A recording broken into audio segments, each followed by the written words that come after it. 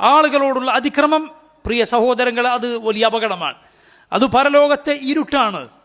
അതുകൊണ്ട് നീ ഒരു വാക്കുകൊണ്ടുപോലും, നീ നിന്റെ ഒരു വാക്കിൻ്റെ പകുതി കൊണ്ട് പോലും ഒരാളെയും ഉപദ്രവിക്കാതിരിക്കാൻ ശ്രദ്ധിക്കുക.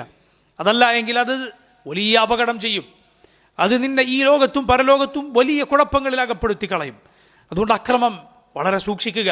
അക്രമം ആരോടെങ്കിലും പ്രവർത്തിച്ചിട്ടുണ്ട് എങ്കിൽ മരിക്കുന്നതിന് മുൻപ് അത് പരസ്പരം തീർപ്പാക്കാൻ വളരെ വളരെ ശ്രദ്ധിക്കുക. അത് സാമ്പത്തികമാണോ തിരിച്ചു നൽകുക, സാമ്പത്തികമാണോ തിരിച്ചു നൽകുക, ദേഹോപദ്രവമാണോ അത് അയാളോട് ചെന്നത് മാപ്പാക്കിക്കുക, തിരിച്ചെന്തെങ്കിലും എന്നെ ചെയ്തോളൂ എന്ന് പറയുക. അതല്ല അയാൾ വിട്ടു തന്നാൽ ശരി. ഇങ്ങനെ സമ്പത്തിലോ രക്തത്തിലോ അഭിമാനത്തിലോ പരസ്പരം അതിക്രമം പ്രവർത്തിച്ചിട്ടുണ്ട് എങ്കിൽ അതുമായി മരിച്ചു പോവുക വലിയ അപകടമാണ്.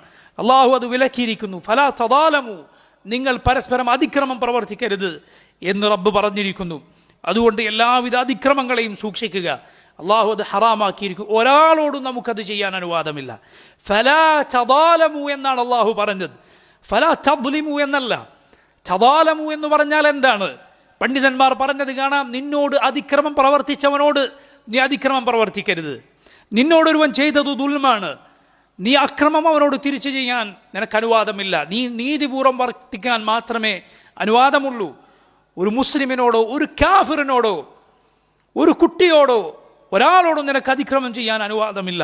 എന്നിട്ടാണോ മുഅ്മിനീങ്ങളോട്, നിന്റെ അടുത്തവരോട്, നിന്റെ ഭാര്യയോട്, മക്കളോട് ഇവരോടൊക്കെ അതിക്രമം ചെയ്യാൻ നിനക്ക് അനുവാദമുണ്ടാവുക? ഇല്ല, പാടില്ല. ഒരാളോടും അത് പാടില്ല. അല്ലാഹു റബ്ബുൽ ആലമീൻ അത് ഹറാമാക്കിയിരിക്കുന്നു.